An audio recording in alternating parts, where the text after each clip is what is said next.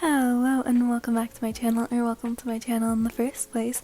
Today we have an Izuku X listener, and this is a villain AU. If my voice sounds off, I just woke up.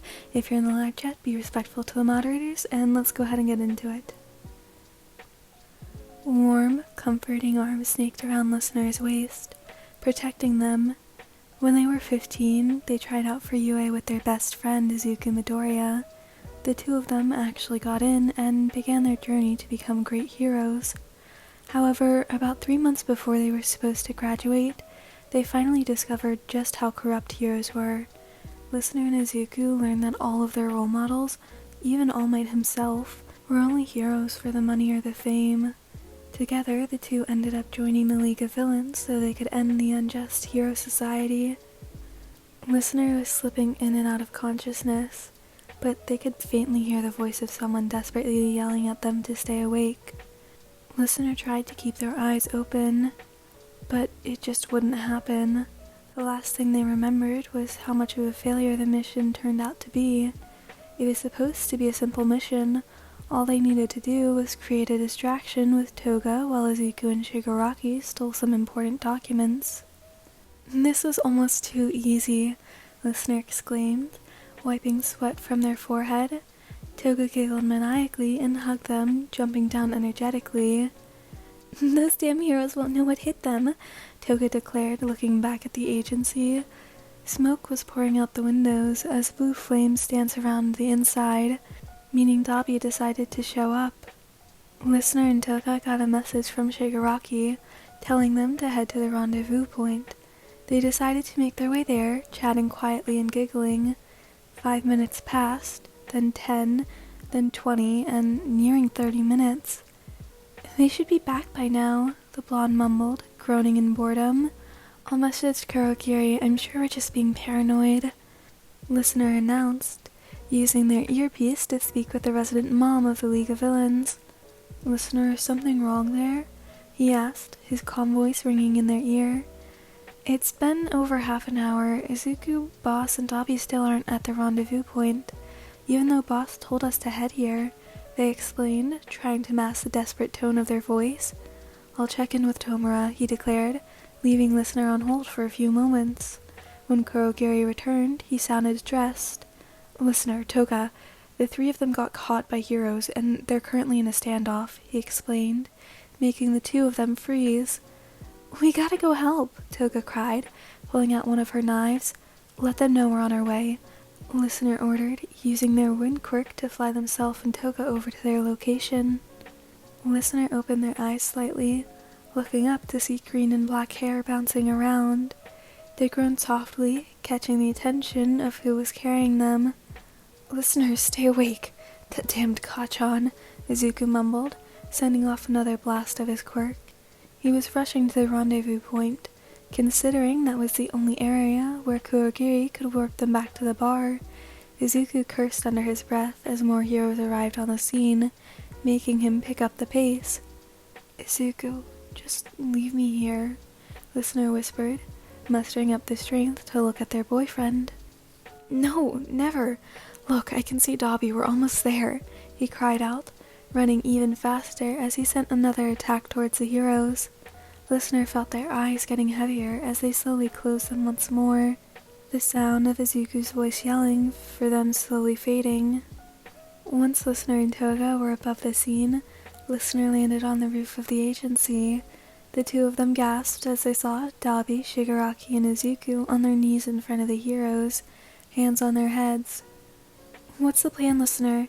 Toga asked, a crazed look on her eyes. "I'll fly us directly above the heroes, then I'll go as fast as I can so you can cut the restraints holding our friends.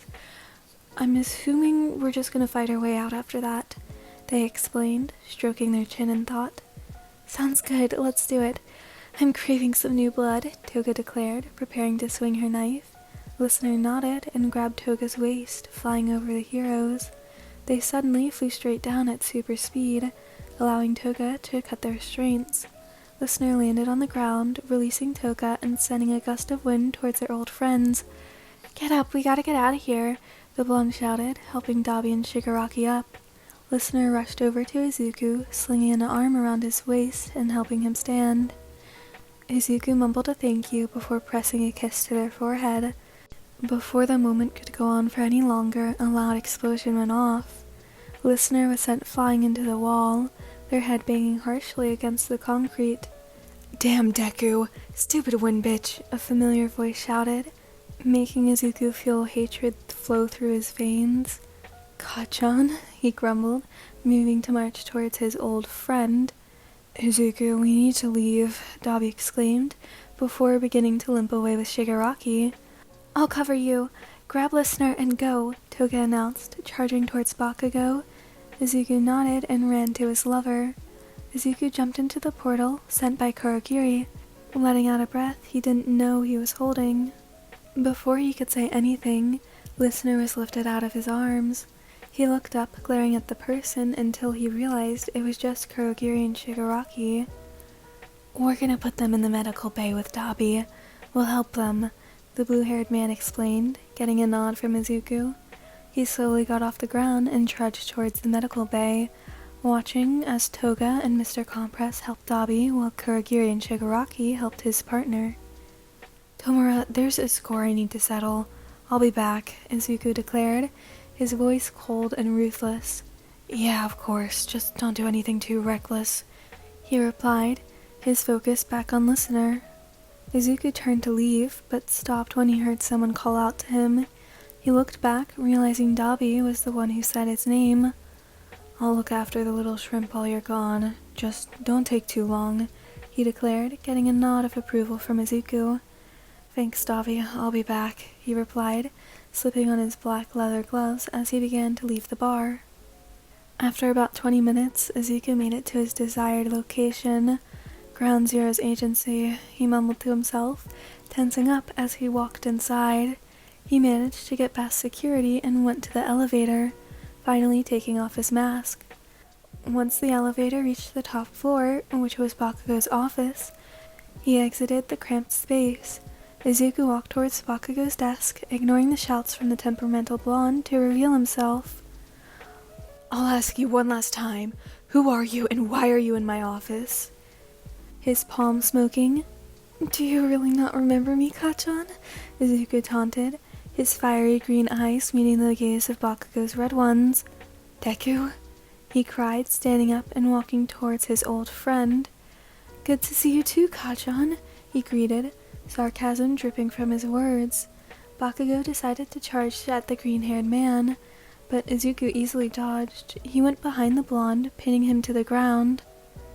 No, that's not how you treat an old friend," he teased, tightening his grip around Bakugo's wrists. "You stopped being a friend to us the second you and the wind bitch betrayed us," he shouted, struggling to escape the hold. "Betrayed? I'd prefer to say, realize the truth. I'll kill you, you damn Deku."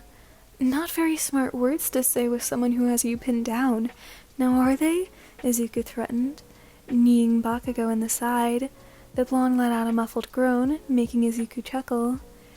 "Speaking of the wind pitch, what made you think you could hurt my love and get away with it?" he asked, his green eyes turning dark and threatening.